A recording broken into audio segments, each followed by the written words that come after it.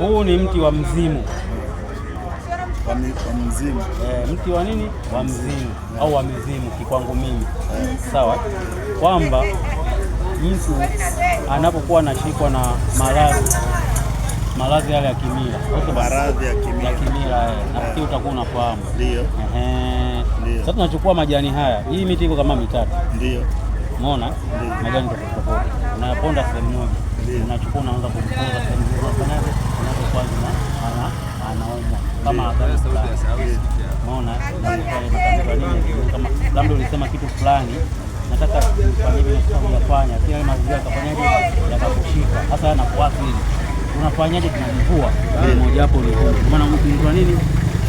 Wa mzimu. Na ile dawa hii itimie inahitaji kuchanganywa na miti mingapi ili iweze kutibu hilo tatizo? Hii miti iko mitatu, ikiwepo huu wa kwanza.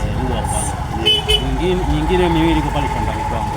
Siku yote ukipata fursa unapokuja kule shambani kwangu, ile miti utafanyaje? Utaiona na nitakwambia kwanza, sio mchoyo kuonyesha mtu dawa. Unaona?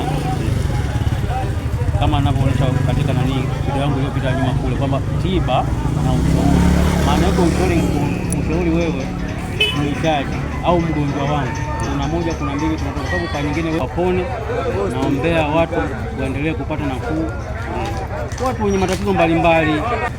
Mwanamke kamkimbia, anahitaji mvuto ili arudi yule mwanaume au mwanamke arudi. Maana kazi hiyo naiweza. Kazi hiyo mimi naiweza. Ndio.